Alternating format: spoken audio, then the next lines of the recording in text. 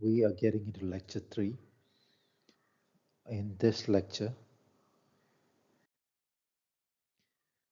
there is going to be a discussion of the definition of yoga as per the Yoga Sutras and a discussion of the first sutra, the first two sutras of the text. This definition of yoga that is going to be a core subject in this lecture, a core topic in this lecture, occurs in Sutra 1.2, the first book of the Yoga Sutras, second sutra. There are 4 books to the Yoga Sutras. Book 1, Book 2, Book 3, Book 4. It's a kind of division into 4 books. There is a kind of divisioning into 4 books. And in the first book, second sutra, is the definition of yoga as per this particular text. As I have earlier discussed, sutras are extremely terse sentences, aphorisms in that sense. One can evolve a whole different set of meanings from one such terse aphorism. So there needs to be an idea of the way we approach this, the way we are going to approach this. Obviously, reading a sutra is different from reading a normal text. And because of the immense possibilities of meaning, which is partly due to the way in which these sutras were designed, and partly due to the nature of Sanskrit itself, words giving forth different shades of meaning, even the syllables and the sounds themselves having a meaning of its own, which is not dependent on any dictionary. Forms have an inherent meaning. The meaning of the form rabbit, a visual form, say. There can be auditory forms, there can be visual forms. So the meaning of the visual form of a rabbit is different from the visual form meaning of a spider. And the interpretation is almost inherent. It is as if we interpret the geometry directly into meaning. The same way with music, different cultures spanning thousands of years. When they make music, they end up with very similar underlying structures, like the 7-note, like the octave. So, in that sense, if one's understanding of Sanskrit is not perfect, I argue that this can even be an advantage. What happens to a scholar is he is entirely lost in the dictionary sense. He thinks he knows the meaning, while he is lost in what he thinks he knows. So his knowledge binds him to a very narrow view, so to speak. And that little framework of knowledge becomes the barrier that keeps the wisdom out. There is a popular Zen story of the full cup, of the cup being full, and you're trying to pour tea into it. Assume that tea is the wisdom that you're trying to find. And if the cup is already full, there is no way to find any further wisdom for yourself. You can look up that Zen story elsewhere. That's just a painting of a Taoist or Zen master pouring tea into his own cup. So rather than trying to arrive at a reading of the text, what is needed is a spirit of reasoning and a searching for the true understanding. If anybody with a good knowledge of Sanskrit could efficiently derive anything from the Yoga Sutras, Every graduate in Sanskrit would be an expert on the path of enlightenment. Remember, any fool willing to do the university assignments can get a degree, but virtually none understand the path to enlightenment. Perhaps the fewest do. So this is obvious. If you had a few years of education in Sanskrit, you can read the Yogasutras. You can attribute a meaning to it. That doesn't mean you've already become enlightened to the path, that you now know to walk the path, the way to walk the path to immortality, or to beyond the universe, or the way to gain superpowers. Or it doesn't mean your understanding goes so deep that from the next day you'll become an adept or something. So just reading it is not enough. Understanding Sanskrit well is not enough. And if you read the commentaries, if you read a dozen different translations, still it's going to be the same. People who have, say, done their PhD on the Yoga Sutras are still just normal everyday people. So what is needed is that spirit of reasoning and a fire inside that would keep you on the track of searching for the true understanding. And in the next few slides, I'll tell you what a true understanding is. Before that, in researching a field like this, even in finding the meaning of a word, refer a variety of sources. And increasingly, AI is getting good at the surface translation. It can um, use the databases of what info is already available to put out ideas that one can leverage.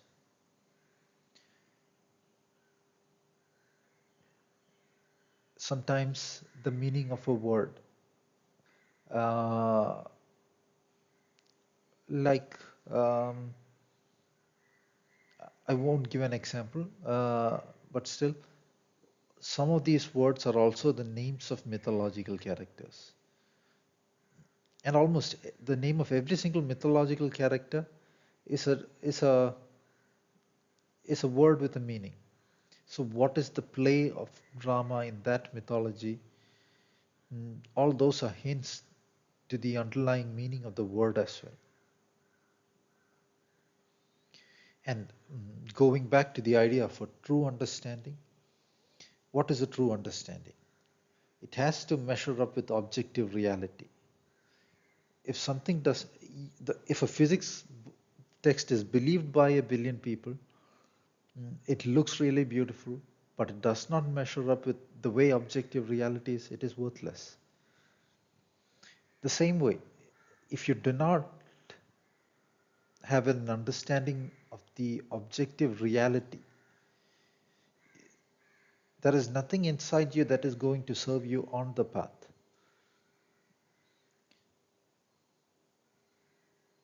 Therefore, it is not a knowledge of the text that you need, a text that is a set of pointers like the Yoga Sutras. It is a knowledge of what it points to that you need.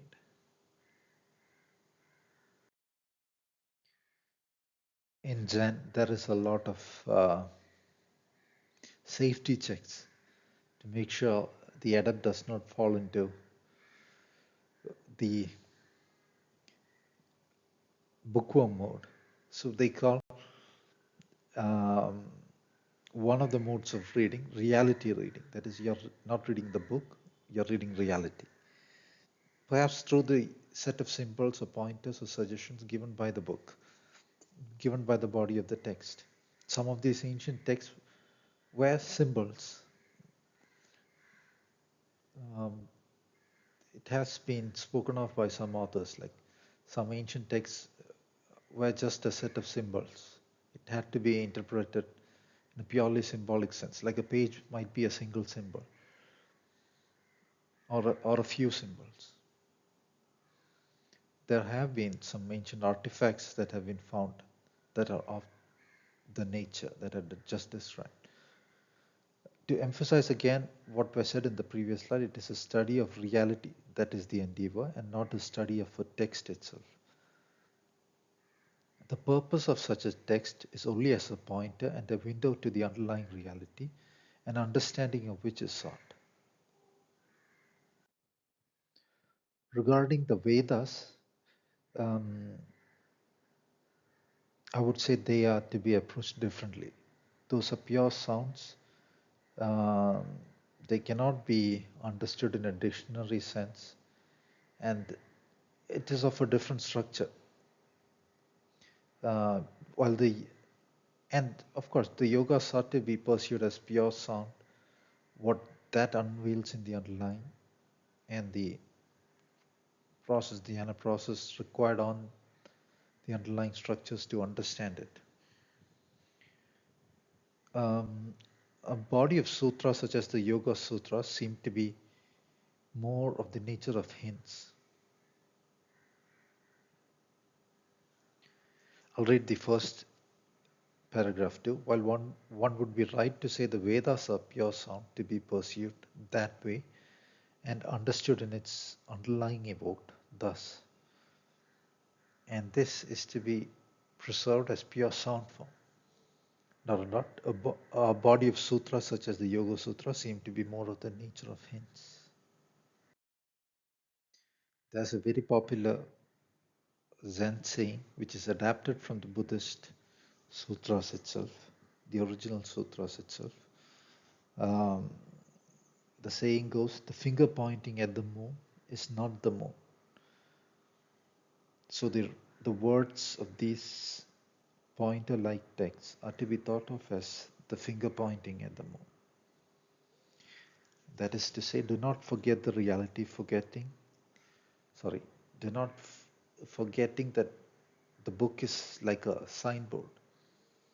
I'll read it again, the way it is written in this line.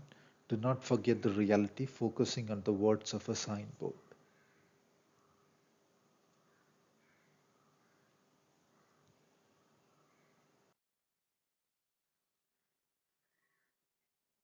So there has historically been a lot of debate on which book is ideal, which path is ideal, things of the sort, which is ultimately, in the light of what I just said in the previous few slides, meaningless. What is sought is an understanding of reality, and a true understanding of reality is a mathematical understanding of reality. That is evidenced by Bhaskaracharya's introduction to the Bija Ganita, which I spoke of in lecture 1. The ancient systems of Ganita and Sankhya, which are lost now largely, uh, emphasize a mathematical understanding of reality. And within this mathematical understanding of reality is an understanding of the dynamics of the awareness, the way reality is awareness animated by a set of unique individual awarenesses.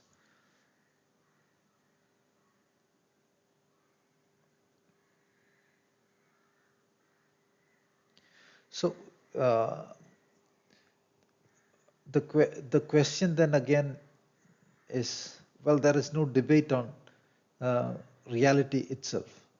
That's a process by which there is a process by which you can measure your understanding against reality, which is called the outward experiment. The awareness itself can unveil things without outward experiment, but the outward experiment can be the measure, a litmus, a test. The outer and the inner are not two different things. A layer of scan of what is the inner is the outer. Of what is also the inner is the outer. In a sense, it is the brain that one experiences.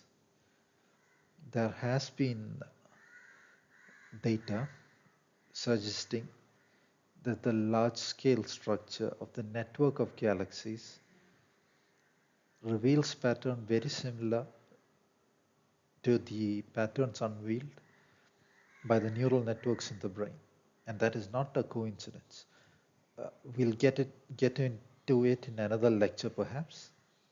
If not, this series of slides are going to get too lengthy. So you can think of the text of a tradition, if the tradition works, as a manual. Zen has its ways, Zen has its manuals. Zen describes itself as a transmission without words, a transmission beyond words. Zen at the same time does study the scriptures, the Heart Sutra, and other sutras. So debating over which manual is ideal in that sense is silly. Zen itself has different flavors. There is a sutra in which a skeptic asks a monk that if the Buddha were omniscient, why did he study the Vedas after his enlightenment? And a series of such questions. The monk replies in that context that it is normal to revisit what one already knows. Like it is normal to ask a friend, how do you do, even if you know the state of the friend.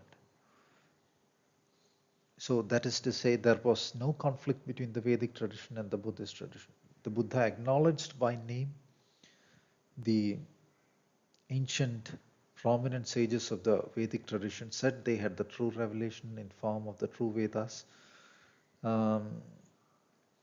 Some of those points of debate are just points of debate. Like at that era, there were scholars speaking of a monolithic, unaltering self that is everything. Well, the perception itself is altering instant to instant. So in the debate sense, they denied the Buddhists of an era denied such a monolithic, unaltering self. Whoever spoke of that were not speaking based on perception, because there is a cycling of the world machine, and that is being perceived by the perceiving entity. So there is alteration both in the spinning of the world machine and in the perception of the entity that is perceiving. So monolithic, unaltering, those are inaccurate terms to say the very least. So the Buddhists denied that idea of a monolithic, unaltering self. They did not deny the idea of a self. The Buddhist approach of anatta, to see what is the observer, denying what alters, is the exact same approach as the na iti approach of the texts before, or of the traditions before the Buddhist era. That as in that which spins, turns, alters thoughts, these things cannot be the observer itself. For the observer is observing that those are the anatta, non-self. The Heart Sutra says the exact same. The aggregates are not the self. There is no soul in the aggregates. And those are to be understood as a set of n order 0 points, shunyata, which is the form of the true physics that I am driving at in my researches, discovering in my researches. So this is not in any way different from pure mathematical analysis. One can, thus, the fields of logic, the field of logic as we have it today was developed by the Stoics. A whole system of logic existed with the Buddhists as well. And perhaps, obviously, if mathematics existed, it existed with the ancient Indian traditions as well. Reasoning, debate, these were all core topics of ancient eras. Not all the texts have survived, not all theories have survived. But it obviously, like there is a whole path to enlightenment with the title Nyaya. Nyaya means reasoning, to logically analyze, debate. Sankhya means to analyze in the mathematical sense. Ganita means mathematics. All these were pursued in the sense of pursuing spiritual truths. There are possibly different timelines to the past, and there were also advanced technology of a different nature, more symbiotic with the organism and the organism's spiritual strengths, which are labeled spiritual. See, whatever, if I physically move a book from a point A to point B, it is awareness dynamics in the quantum physics sense. Though quantum physics does not understand it, it is the awareness that observed the book at point A, and it is only the awareness that is holding it at point B. When the awareness does not hold it, it can only be modeled as a wave function. Uh, and there is no physics as in a causal sense tracing its movement from A to B, but we can probabilistically say that the awareness is going to place it or see it there. Is it a willed act? Are there other factors, that higher order factors, that give a geometry to the uh, possibility uh, of where the awareness holds? Like there's a tendency to see to stare at what is brighter in that sense. Um, we'll get into that perhaps in the later lectures, or perhaps we won't, because the topic is different. So this particular text, the Yoga Sutras, the first chapters, the text starts with Pratamaha Samadhi Pada. Pratamaha means first, Samadhi means absorbed meditation. We'll get into a more detailed discussion of the sense of that word later. We cannot do it here now at the moment because this video will get too lengthy. Pada means something like a chapter or section. One thing I want you to do is go ahead and boldly use whatever tools, dictionaries, anything that is at your disposal to understand the text, to bring out different shades of meaning, to reason on the text. So if I give it to Google Translate, it says Pratamaha Samadhi Pada. Google Translate is increasingly, it seems to me, it is increasingly using AI, existing databases, existing translations. So this is a useful tool. If you want to make it override existing translations, a good idea is to break the sentence down into words separated by new lines, new line characters. So if you break it down, it'll give first samadhi and the meaning of pada as foot. There is a similar sounding word in Latin, uh, which means foot. Latin or Greek. Okay, now to the first of the Yoga Sutras, the first statement, it says Adha Yoga Nushasanam. It means now, yoga teaching. Now is the teaching of yoga. That's all it means. It is saying what follows is a teaching on the subject topic, yoga.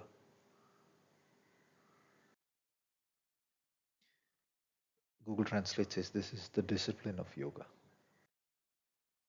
This is the point we get into the core definition of yoga as per the Yoga Sutras.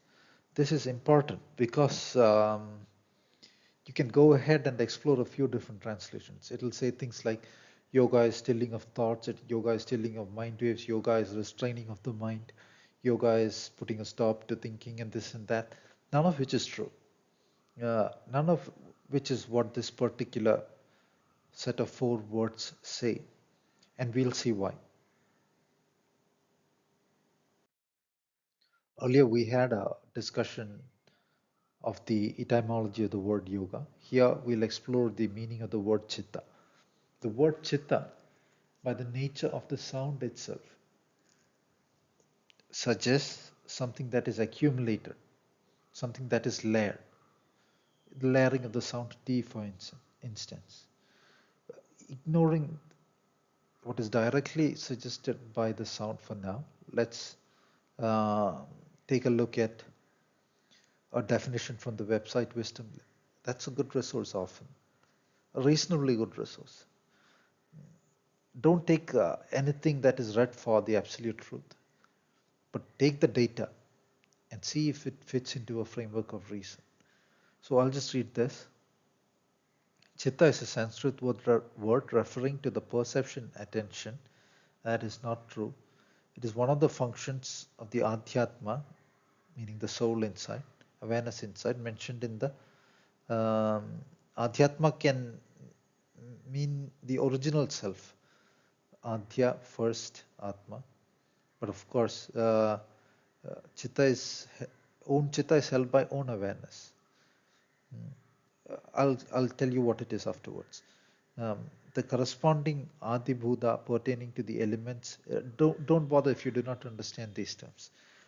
We are just trying to see the way the ancients reasoned on these terms, the way the ancients of an era, because there was possibly a civilization before, and the texts we have are a few centuries old. So this is the mode of reasoning of that era, a few centuries ago era.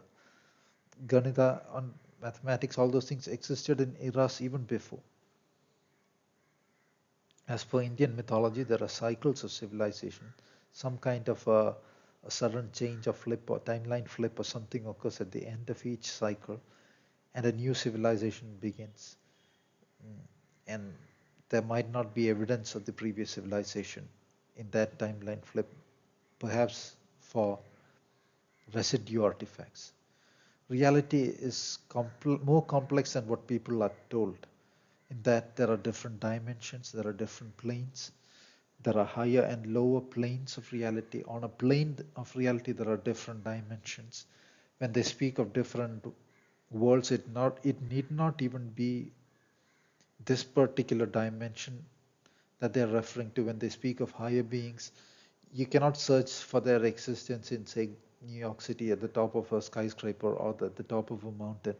They are speaking of higher dimensions, higher worlds, which are not of this physical dimension or space. Okay, I'll read on. Uh, the corresponding Adi Buddha pertaining to the elements is called Chedayit, Chedayitavya, which is perceived, and corresponding Adi Devada, presiding deity, is Kshetrajna. Kshetrajna means the knower of the field. Adi Devata means the first deity in a surface sense, first light, first awareness, anything it can be. They sound has to do with all those senses: light, brightness, deity, a god, things like that. The next sentence is, accordingly, the nadis form their bond or connect them. He who moves in perception, Chitta, it is the perceived world, it is not perception itself, because the brain is the perceived world. The brain is a collapsed view of the vectorial set of scans occurring along a set of n-dimensional zeros. It is the perceived that is the Chitta. Yoga is not doing away with perception. It is disconnecting from an illusory idea of what the perceived is. Uh, in perception, Chitta, in Chetayitavya, in Kshetrajna, in the nadis. Nadis means channels, nerves. Those are the projected channels. In prana, prana means the sense of the living energy. Vijnana means knowledge, and inner knowledge, like that. And ananda means joyousness.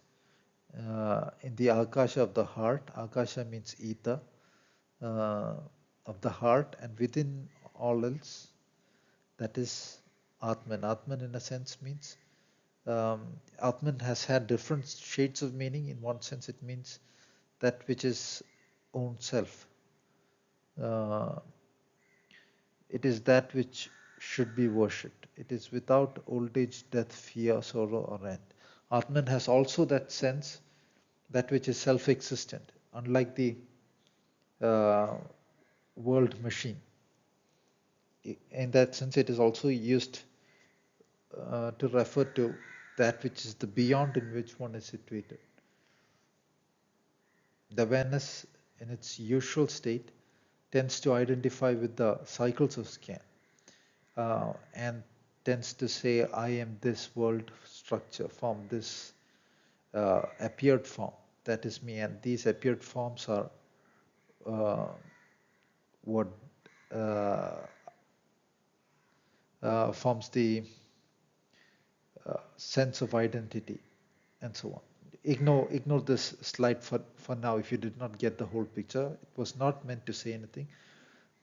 But just to give you an idea of how these words themselves were explored in great depth by the ancients. So the statement again was Yoga Chitta Vritti Nirodha. In a more modern sense, we can say that the Chitta, I'll just read out what I have written down here. I define Chitta as the lead and the world machine vectors strung on the n-dimensional zero axis. The awareness is evolving on the DNA vectors as the awareness scans the world DNA. Collapse projected into own DNA space from 4D to 3D. Higher order projection of own world DNA vectors projecting further down take the form of the 8-quadrant brain. So this explains why the brain and its movements, alterations are related to our sense of perception of the world. The awareness is holding those vectors in a in a cyclic process. There is a world spin which bifurcates into the spin of different dimensions and of the particles. What is observed as the spin of the particles. I'm using the word spin not in the sense that the modern physics tends to use it. They do not understand fully the idea of the concept of a particle. Therefore, spin is just a mathematical concept without a deeper sense. Our the mathematics I speak of, my mathematics that is different, that I am developing is different because their idea of zero is also different from what I am saying, of an n-dimensional zero. If you remember the CIA document, their experiments led to an experimental view of the brain as having 8 geometric quadrants. And the 0 point is at the center of those quadrants. What is held across or in those quadrants in a recursive sense are the world vectors. So the Chitta is the set of world vectors that we see. It is our experience of the world. It is the experienced world. It is the rotating sun, moon, stars, the galaxies. There is experimental evidence that have come out saying all galaxies rotate at the same rate, around once in a billion years. You can just Google it. There is nothing in today's physics that says why galaxies should do that. Because there is a world axis. Like I said, the zero axis, the higher orders, and it is all bifurcated in time, the galaxies. So the spin element is not bifurcated too much in a sense that would make this rate of spin appear different. I do not get into the details here now. Okay, when again, let's revisit the statement: Yoga, Chitta, Vritti, Nirodha. Vritti, the term Vritti has been translated as expansion, and what Chitta Vritti has been translated as mind movements. All that is vague. What is the mind if you say mind movements? It has no meaning unless you can define the word mind. If you cannot define the word mind, then you're just speaking of that which you do not know. What is the point in putting a word in a definition that you do not know the meaning of? Nirodha means to stop. How can you uh, speak of stopping that which you do not know what is? Okay, let's take the word vritti. It's a Sanskrit form. It is derived from the Sanskrit form vrit. The meaning of the Sanskrit form vrit is not to expand, uh, as it says here, to turn, to rotate. Just go down. Sanskrit etymology from Proto-Indo-European word. Uh, the pronunciation is given vrit, vrit, and the root is vrit, the meaning to turn, to rotate. Chakravartin, whose wheels roll every. Chakravartin means an emperor, a sovereign, whose wheels roll everywhere, unobstructed, emperor, sovereign of the world.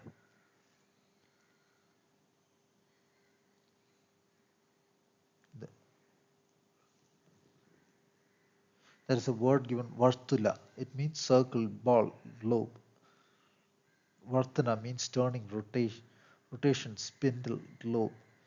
I said the zeros are on one fiber spindle. Perhaps in the first lecture, or perhaps I didn't. That is the term I use usually.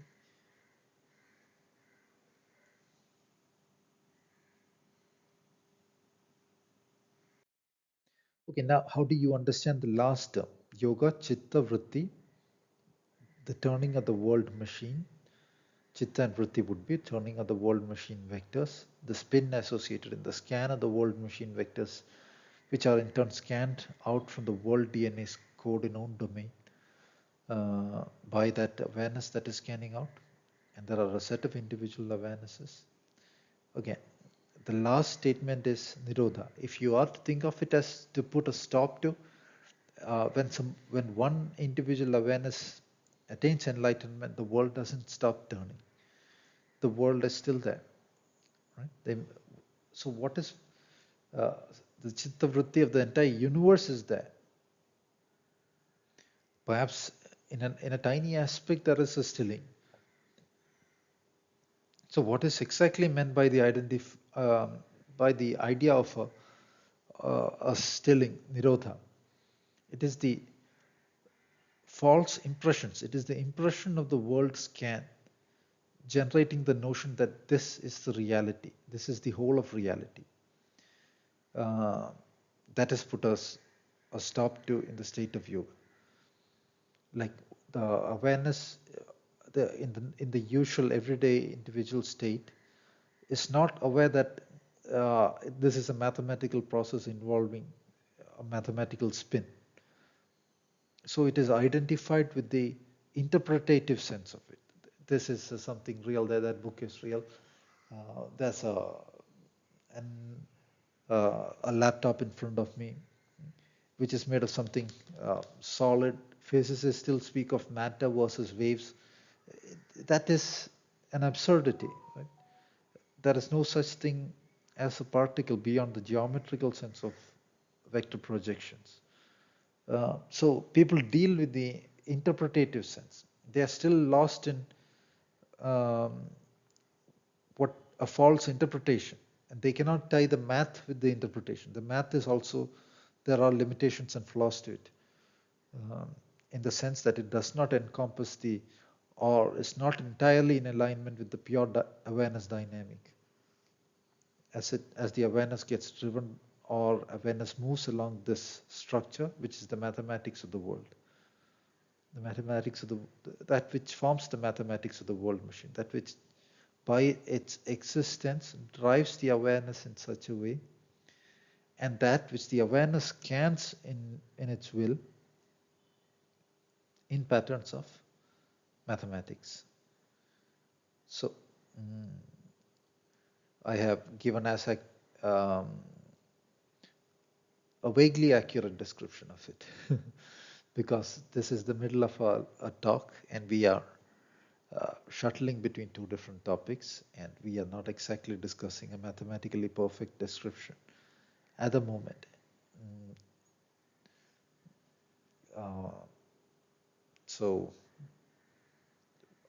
the use of the words may have been less than ideal in terms of the level of accuracy I would otherwise have had, or otherwise would have strived for. Okay. Uh, so there are in the usual world scan process, we are dealing with a set of mathematical operators, greatly with a set of mathematical operators. Uh, there are operations like withdrawing the awareness into a higher order scan, which is perhaps abstracted in its inherent form by the swastika, which is why the swastika has been a sacred symbol with all ancient traditions, including the ancient Indian, the ancient American, which is the original American, the Western traditions, the Romans, even the Jew texts, all those in all those texts we find the swastika symbol. You can just research a bit on this. They have hidden this, giving it an altered sense. So the word Aryan did not have anything to do with people rolling out tanks to kill people or anything. It is a term from ancient India, found in ancient Indian texts, and the Buddhists later on used it to refer to those who had direct understanding of reality, those who could approach, those who had already touched the direct understanding of what reality is. Um, and that was the meaning sense of the word. It had a rather noble sense, rather than people going out and uh, with a false sense and killing in a sense. It had no such meaning anyway. The word Aryan had a sense of being noble and having that prowess of awareness, which of course makes something of a being of a greater ideal.